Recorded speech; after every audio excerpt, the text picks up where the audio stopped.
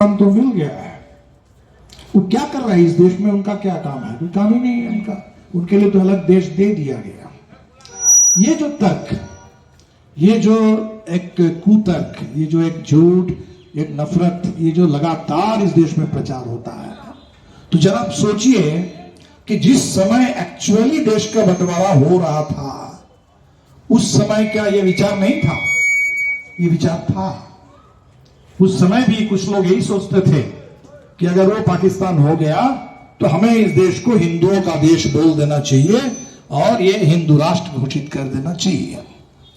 लेकिन ये संविधान सभा, और संविधान सभा में हर तरह के लोग थे, कोई बहुत बड़े दायरे से चुनाव होकर के संविधान सभा का गठन नहीं हुआ था, छोटे दायरे में ही लोग थे, लेकिन हर विचार के लोग थे।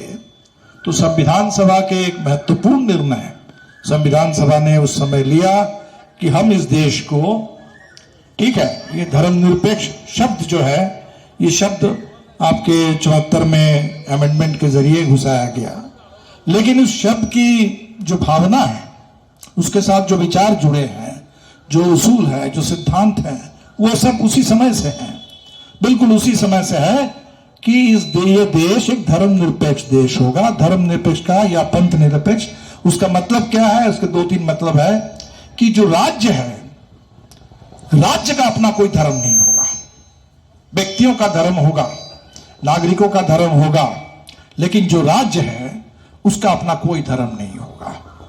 राज्य धर्म के आधार पर नागरिकों के बीच में किसी तरह का कोई भेदभाव नहीं करेगा, एक नंबर।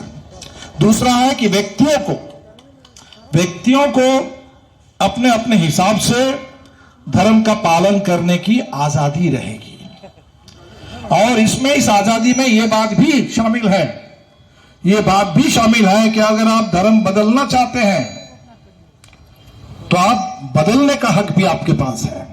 ऐसा नहीं कि आप जिस घर में पैदा हुए, आपके पिता माता का जो धर्म है, आपको भी जिंदगी भर उसी धर्म के हिसाब से चलना है। ये कोई डेमोक्रेटिक कॉन्स्टिट्यूशन वाली बात नहीं हुई, आपके विचार की बात है। तो इसीलिए अगर आप बदलना चाहते हैं तो बदलने की भी आजादी है। और बाबा साहब अम्बेडकर ने अपने जीवन में जो उनका सबसे आखिरी अपना क्रांतिकारी कदम था, इसी धर्मांतरण के अधिकार, जो उनके संविधान में एक बड़ा अधिकार है, उस अधिकार का प्रयोग करके उन्होंने दिखाया। उस नागपुर में जो आरएसएस का मुख्यालय है, आरएसएस का गढ़ है, उसी गढ़ में, और विजयादशमी के दिन जो आरएसएस का स्थापना दिवस है, उस स्थापना दिवस पर अपने लाखों साथियों के साथ उन्होंने बौद्ध धर्म को अपनाया और कहा कि हम हिंदू थे लेकिन आज से हम बौद्ध बनेंगे, क्योंकि हमें लगता है कि इस बराबरी के लिए, सम्मान के लिए, मानवता के लिए ये बेहतर धर्म है। ये उनके विचार थे, अपने विचार के हिसाब से उन्होंने किया। तो ये जो पूरे धर्म निरपेक्षता के जितने आयाम हो सकते हैं, मोटे तौर पर ये सारे आयाम उसी समय से, उसी संविधान में थे। तो मैं तो समझता हूं कि बड़ी बात है कि सच में जिस समय देश में सांप्रदायिक नफरत का, हिंसा का दौर था, बंटवारे का दौर था, ऐसे दौर में उस आजादी के आंदोलन के पास इतनी ताकत थी, इसमें इतनी ऊर्जा थी, लोगों के पास इतने क्रांतिकारी विचार थे कि ऐसे दौर में संविधान जब लिखा जा रहा है, वो संविधान बिल्कुल साफ ये घोषित कर रहा है कि हम सभी लोगों के बीच में कंप्लीट बराबरी की बात करते हैं, कोई धर्म के आधार पर भेदभाव नहीं होगा। बड़ी बात है। बाबा साहब ने भी कहा कि अगर भारत कभी हिंदू राज्य बनेगा, हिंदू राज्य कभी यथार्थ बनेगा, तो इससे बड़ी विपत्ति और कुछ नहीं हो सकती। इससे बड़ा हादसा हिंदुस्तान के लिए, दलितों के लिए, इस समाज के दबे कुचले लोगों के लिए इससे बड़ा कुछ हो नहीं सकता। ये बात भी उसी दौर की बात है जिस समय संविधान लिखा जा रहा था, देश में ऐसे माहौल बन रहे थे। तो इस तरह से संविधान के बारे में बाबा साहब को ये बिल्कुल एहसास था कि संविधान हमेशा हमेशा के लिए बिल्कुल सुरक्षित ऐसा नहीं रहेगा। कुछ और बहसें उस दौर की है जो हमारे लिए, आज के लिए बहुत प्रासंगिक है। जब यह हुआ कि भारत एक लोकतंत्र होगा, चलो ठीक है, लोकतंत्र होगा, तो लोकतंत्र में दुनिया में बहुत सारे मॉडल हैं। अमेरिका का एक मॉडल है, प्रेसिडेंशियल फॉर्म ऑफ गवर्नमेंट है। ब्रिटेन का एक मॉडल है, वेस्टमिंस्टर स्टाइल पार्लियामेंट्री डेमोक्रेसी है। तो इस पर जब बहस हुई, इस पूरे बहस के दौर में ऐसे लोग भी हिंदुस्तान में थे कि चाहते थे कि प्रेसिडेंशियल फॉर्म भारत को मिले। जिन लोगों को आज कोई दिक्कत नहीं होगी कि आज एक सरकार इस देश में देखते ही देखते, पहले था कि एनडीए की सरकार, चलो एनडीए वाजपेयी और आडवाणी जी के जमाने में एनडीए की सरकार, चलो भाजपा को अकेले बहुत बहुमत मिल गया तो आप कहते कि भाजपा की सरकार। इससे भी हट करके अब बस मोदी सरकार, एक दल का घोषणा पत्र आ रहा है, मोदी की गारंटी, बस एक पार्टी का घोषणा पत्र। एक पार्टी है, उसके पीछे एक आरएसएस है जो 100 साल पुराना है, उसके भी अपने विचार है, वहां भी सामूहिकता की बात होती है, सिद्धांत की बात होती है, व्यक्ति के ऊपर संगठन रहेगा, ये बात होती है। आज उस संगठन का, उस विचार का, उस परंपरा का, उस इतिहास का क्या हो गया कि एक पूरा घोषणा पत्र जारी होता है, मोदी की गारंटी। तो ये जो पूरे व्यक्ति केंद्रिक, एक व्यक्ति के इर्द गिर्द, तो ये जो अमेरिकी मॉडल है, राष्ट्रपति शासित मॉडल, ये तो उस समय भी कुछ लोग चाहते थे कि हिंदुस्तान का लोकतंत्र ऐसा ही हो। लेकिन बाबा साहब ने कहा कि बिल्कुल नहीं, भारत जैसे इतने बड़े देश में इतनी विशालता, इतनी विविधता, इतनी जटिलता, तो हमें एक पार्लियामेंट्री सिस्टम चाहिए। पार्लियामेंट्री सिस्टम में कम से कम एक संसद होगी, उस संसद में आपको जवाब देना होगा। हालांकि सरकार जवाब देती नहीं है। अभी संसद में जब कुछ नौजवानों ने प्रदर्शन कर दिया बेरोजगारी के खिलाफ, तो और सांसदों ने कहा अमित शाह से कि आप गृह मंत्री हैं तो जरा इसके बारे में बयान दीजिए। तो बयान तो उन्होंने दिया नहीं, लेकिन पिछले दिसंबर के महीने में हमने देखा 150 सांसदों को बाहर कर दिया गया, निलंबित कर दिया गया, क्योंकि वो संसद में गृह मंत्री से ये मांग कर रहे थे कि संसद की सुरक्षा के सवाल पर आप बयान दें। तो खैर, तो संसद का क्या स्थिति है वो हम लोग देख रहे हैं। लेकिन बाबा साहब ने कहा कि संसदीय प्रणाली हो ताकि संसद के प्रति सत्ता को जवाबदेह रहना पड़े। संसद हिसाब ले सत्ता से, एग्जीक्यूटिव से, वो एग्जीक्यूटिव बिल्कुल निरंकुश ना हो जाए, उसके ऊपर अंकुश लगाने के लिए संसद हो। सिर्फ संसद अकेले नहीं, संस्थाएं हो, संसदीय संस्थाएं हो, देश में मीडिया हो जो सवाल करे। वो सवाल एएनआई में जो अभी मोदी जी ने इंटरव्यू दिया, वैसा सवाल नहीं, जहां सवाल भी हम ही तय करेंगे कि हमसे क्या सवाल पूछा जाएगा, हम ही आपको लिख के देंगे। आपको लिखित सवालों पर एक तरह से स्क्रिप्ट के आधार पर आपको वो पूछना होगा और हम अपने हिसाब से बोलेंगे। ऐसा नहीं, वाकई जो सवाल जवाब होता है वैसा सवाल जवाब वाला मीडिया होगा। ये सोच थी कि ऐसा लोकतंत्र हिंदुस्तान को चाहिए। लेकिन उस समय भी ये लोग थे देश में कि इस देश में प्रेसिडेंशियल फॉर्म हो। तो इसलिए बाबा साहब ने जिन बहसों से गुजरते हुए, जिन विचारों को खारिज करते हुए संविधान का निर्माण किया, आज वही विचार, वही बहसें, वही साजिश संविधान के खिलाफ देश में हावी हो रही है। और इसीलिए संविधान आप कहेंगे कि खतरे में है। बिल्कुल बाबा साहब को उस दौर में ही उन्होंने ये देख लिया था। तो हमें लगता है कि आज पूरे देश में लोग महसूस करने लगे, जो नागरिकता संशोधन कानून आया और उस कानून के समय में अच्छी बात हुई देश में, एंटी, जिसको हम लोग एंटी सीएए मूवमेंट कहते हैं, मैं उसको एंटी सीएए मूवमेंट नहीं कहता, मैं उसको कहता हूं कि इक्वल सिटीजनशिप मूवमेंट। संविधान में जो सिटीजनशिप की भावना है कि नागरिकों के बीच में बराबरी होगी, तो उस बराबरी वाला, जब बराबरी पर सवाल उठा, जब गजब का तय कर दिया गया, एंटी सीएए के तहत तय कर दिया गया कि इस देश में हम बाहर से कोई अगर आते हैं तो उसमें हम हिंदू मुस्लिम देखेंगे, मुस्लिम अगर आते हैं तो उनको हम नागरिकता नहीं देंगे, बाकी लोग अगर आते हैं तो उनको हम देंगे। गजब की बात है। ये हमारे संविधान की भावनाओं के खिलाफ है, ये इंटरनेशनल सारे कन्वेंशन के खिलाफ है, सारे कोवेनेंट्स के खिलाफ है। क्योंकि इस समय देश में अगर आप कहेंगे कि आप विदेशों से, हम तो कहते हैं कि इस देश में वसुधैव कुटुंबकम, हम तो कहते हैं कि हमारे विवेकानंद गए थे शिकागो में, उस समय उन्होंने भाषण दिया था, और इनका जो चर्चित भाषण है, उस भाषण में उन्होंने ये कहा था कि मुझे इस बात का फक्र है, मैं ऐसे एक मुल्क से आया हूं, ऐसे एक धर्म से आया हूं, जिस मुल्क ने हमेशा दुनिया के किसी भी कोने से कोई प्रताड़ित होकर के अगर हमारे देश में आए तो हमारे देश ने उनको शरण दिया है। ये उस पर विवेकानंद ने कहा कि हमें गर्व है इस बात के लिए। तो इसका मतलब है कि आज अगर कोई म्यांमार से कोई रोहिंग्या अगर आ जाए प्रताड़ित होकर के, तो हमारे मुल्क में हम उनको शरण नहीं देंगे, और पूरे देश में रोहिंग्या कह करके, किसी को बांग्लादेशी कह करके अब क्या करते रहते हैं। श्रीलंका से अगर कोई श्रीलंकाई तमिल अगर वहां से प्रताड़ित होकर के हमारे देश में अगर आ जाए, तो क्या उनको हम इस देश में सुरक्षा नहीं देंगे, उसमें सम्मान नहीं देंगे? अगर वो इस देश में नागरिकता मांगे तो नागरिकता के हकदार नहीं होंगे। लेकिन आपने तय कर लिया कि नहीं, हम सब अफगानिस्तान से, पाकिस्तान से, बांग्लादेश से अगर कोई हिंदू आएगा, कोई ईसाई आएगा, कोई जैन आएगा, कोई बौद्ध आएगा, उनको दे देंगे, बाकी के मुस्लिम को नहीं देंगे। तो आपने हिंदू मुस्लिम का खेल नागरिकता के सवाल पर खेला, जो बिल्कुल अंबेडकर के संविधान की बिल्कुल जो मूल भावना है उस पर अपने कुठाराघात किया। और जब ऐसा हुआ तो हमने देखा कि इस देश में गजब हो गया।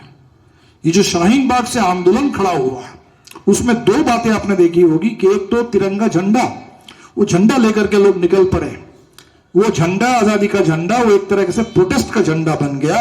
और पूरे देश में जगह जगह हमारे संविधान का जो प्रियम्बल है, जो प्रस्तावना है, जो उद्देशिका है, उसका सामूहिक पाठ शुरू हो गया है। लोग उसको पढ़ने लगे, नुक्कड़ पर खड़े होकर के, कॉलेज में, स्कूल में, गली मोहल्ले में लोग मिल करके पढ़ने लगे।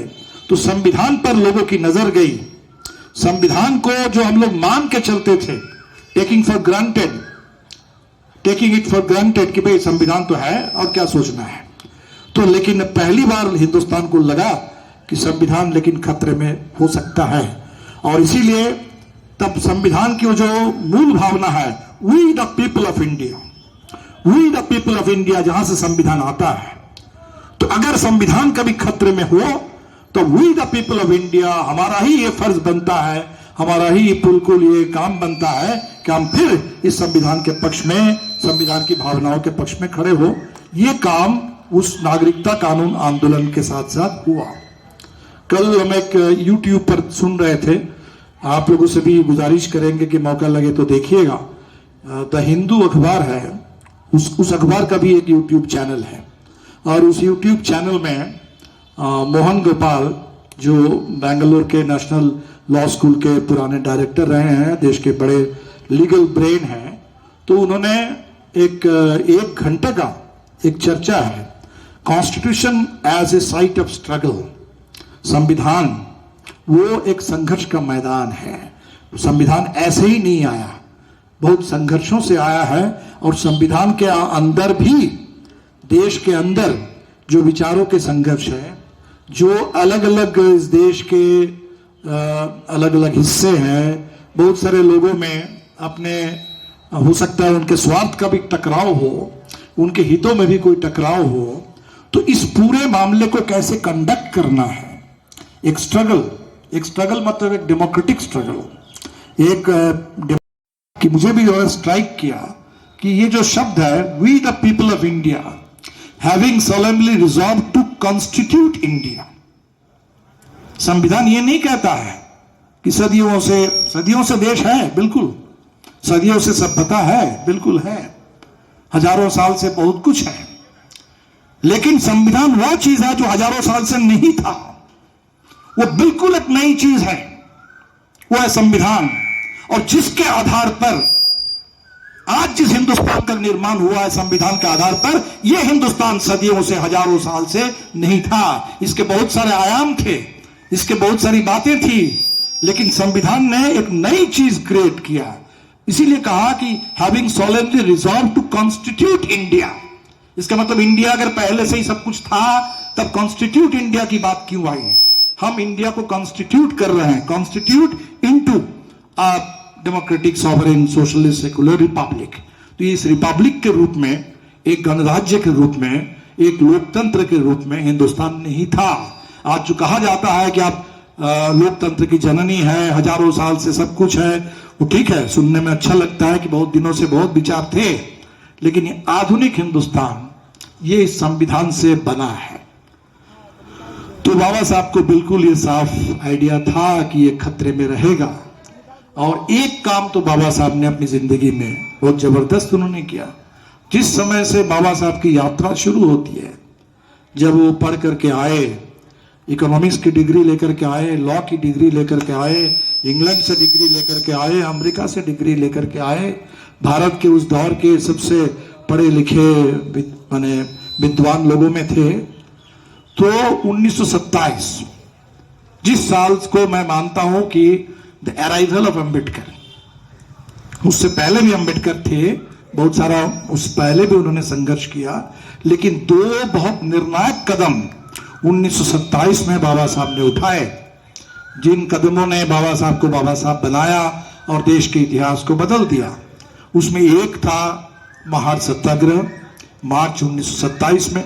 गांधी के नमक सत्याग्रह से 3 साल पहले पानी के सवाल पर सत्याग्रह करते हैं कि पानी इस देश की प्राकृतिक संपदा है, जल जंगल जमीन है, तो प्राकृतिक संपदा पर कोई भेदभाव नहीं हो सकता है, ये सबका बराबर का अधिकार है, ह्यूमन राइट है।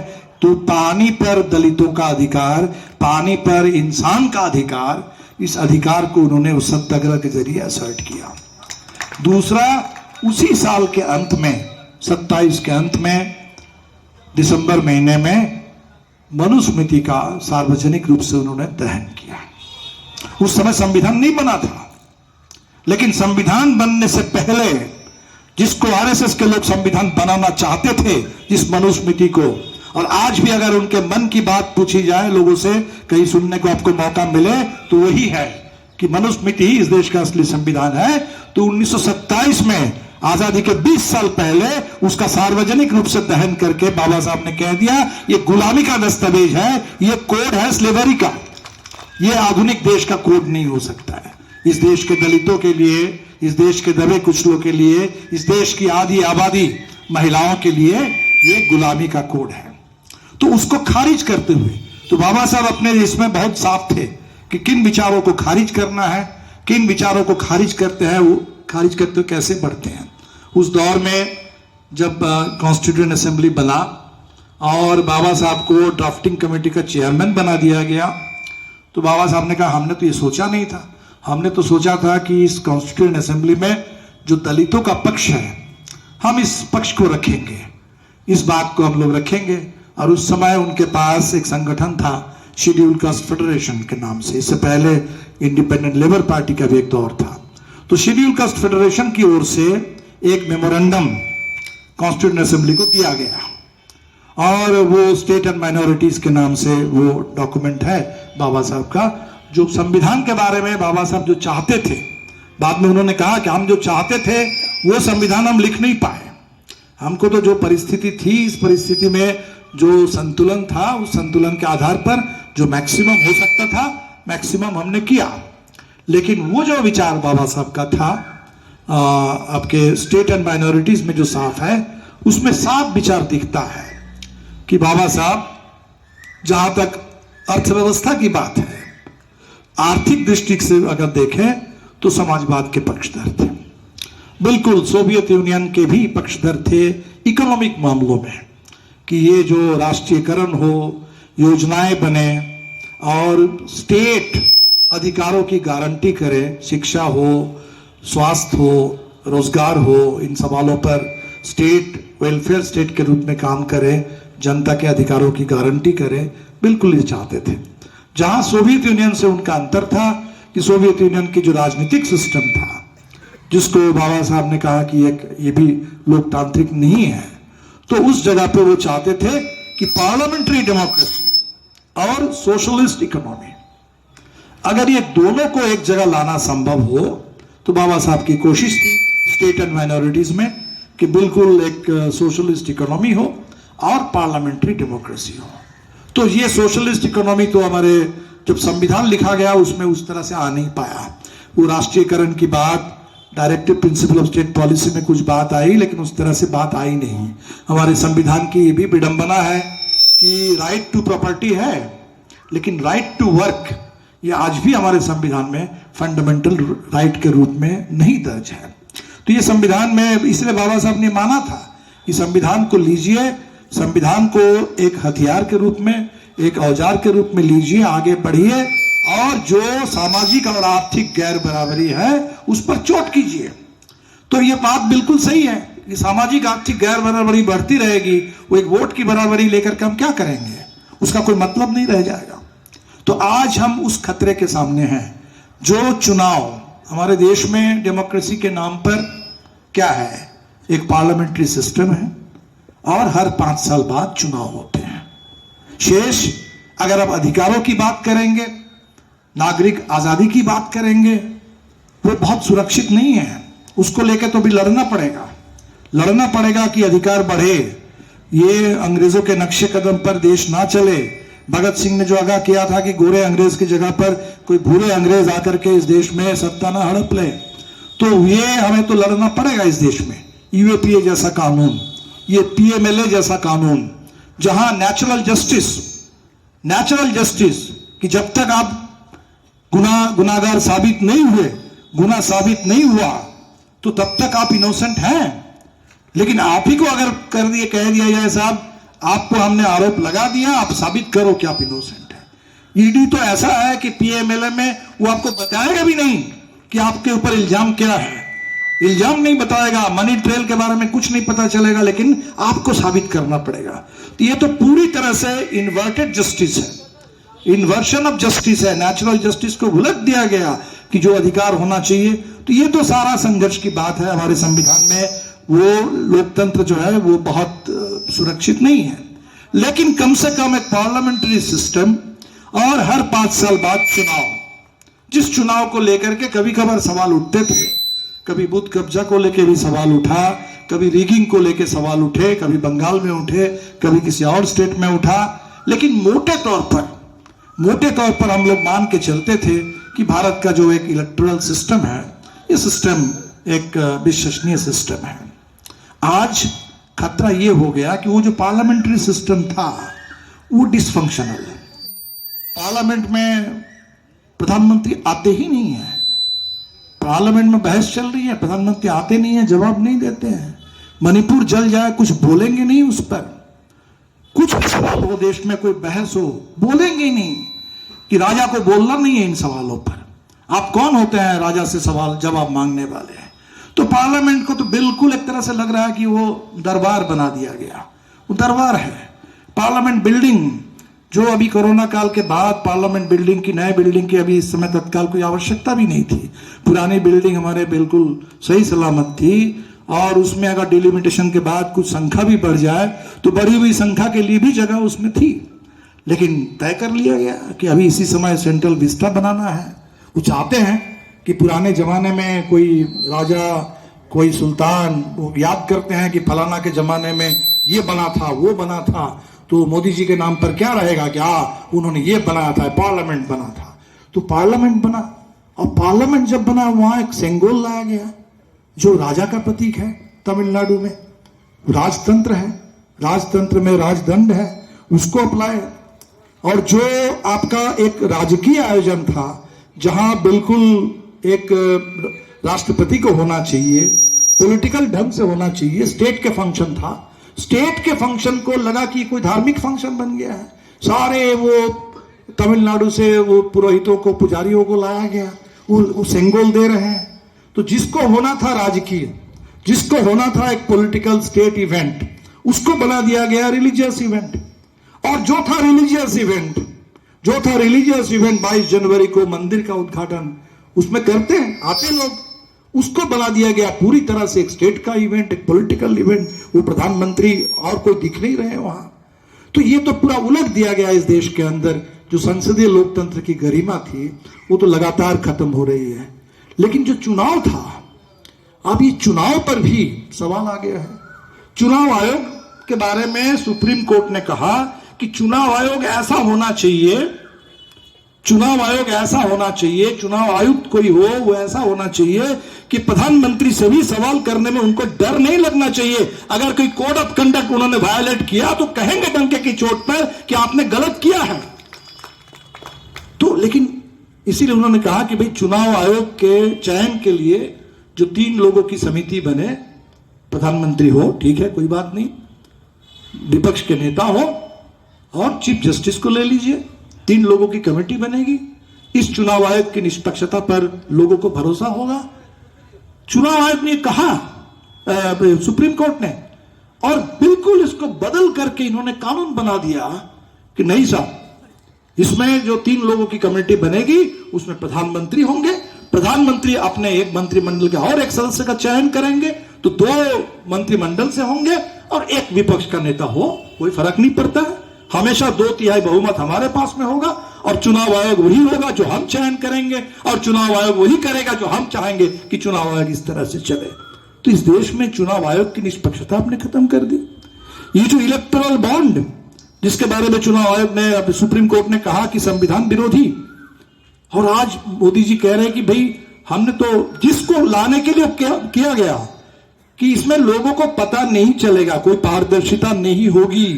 पहली बार जब इस पे सुप्रीम कोर्ट में बहस हुई तो सरकारी वकील जाके बोलते हैं कि भाई जनता को जानने का कोई हक नहीं है, कोई जरूरत नहीं है, जनता जान के क्या करेगी कि किस कंपनी ने किस पार्टी को पैसा दिया, कितना दिया, क्यों दिया, जनता को भला इससे क्या मतलब है। जनता को तो 5 किलो राशन से मतलब है, 80 करोड़ लोगों को हम 5 किलो राशन पहुंचा देंगे, जनता सुख, बस इसी में लोकतंत्र रहेगा, इससे ज्यादा जानने के अधिकार की क्या जरूरत है।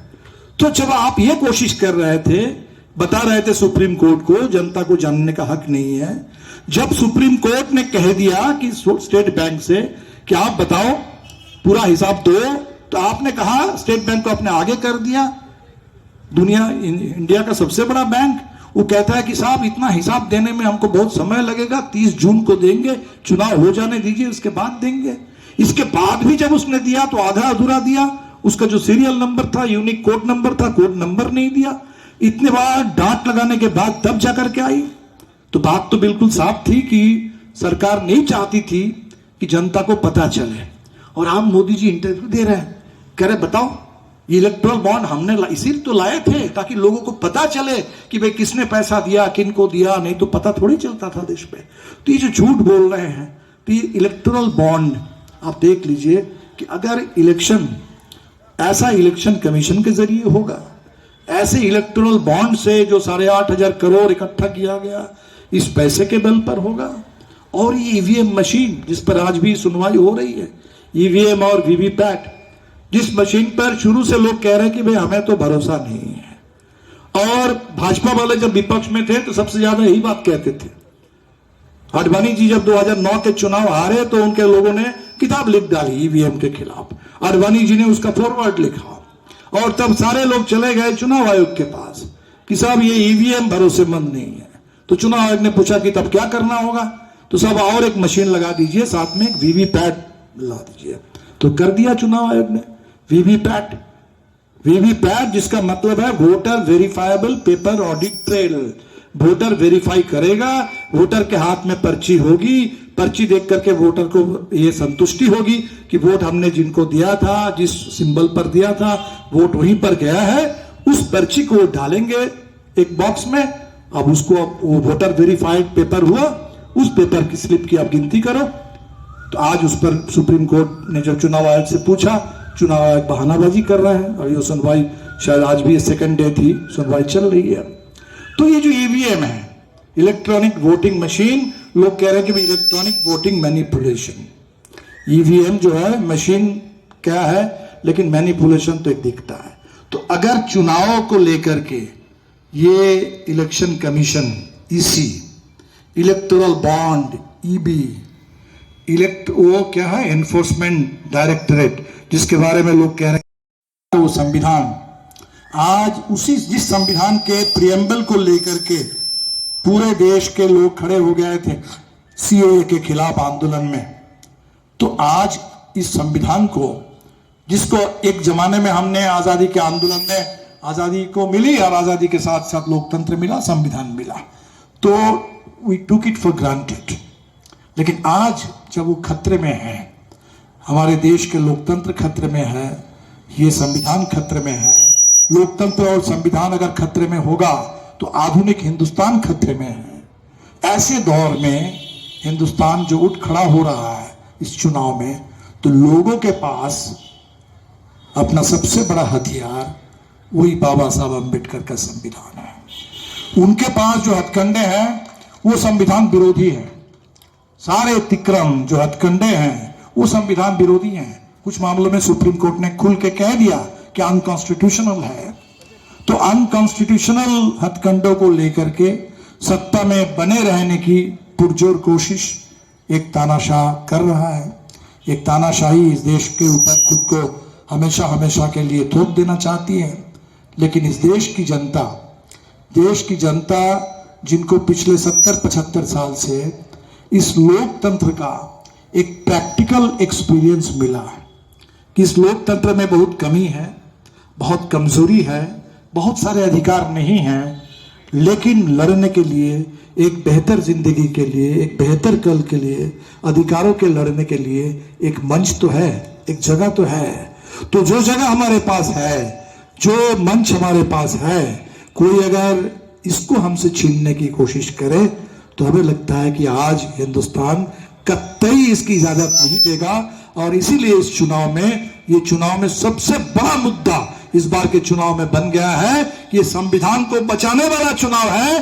संविधान अगर खतरे में रहेगा, संविधान को खत्म करके लोकतंत्र को खत्म करने की कोई साजिश होगी, तो ये चुनाव देश को बचाने वाला, लोकतंत्र को बचाने वाला, संविधान को बचाने वाला चुनाव है।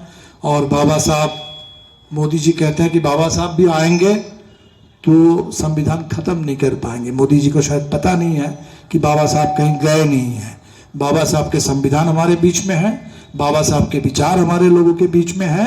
और बाबा साहब आज हिंदुस्तान में इस लोकतंत्र और संविधान को बचाने के लिए और तानाशाही के चंगुल से, संविधान विरोधी ताकतों के चंगुल से संविधान को सुरक्षित और आजाद करने के लिए पूरे देश में जो जन आंदोलन शुरू हुआ है, उस आंदोलन का बाबा साहब अगुवाई कर रहे हैं हमारे बीच में। बाबा साहब संविधान की रक्षा करने के लिए हमारे बीच में है। इसी के साथ आप तमाम साथियों का मैं फिर एक बार आपका शुक्रिया अदा करता हूँ। आपने मुझे मौका दिया, आपने बुलाया, आपने समय दे करके मुझे सुना। आप सबों का बहुत बहुत आभार, शुक्रिया। इनकलाब जिंदाबाद।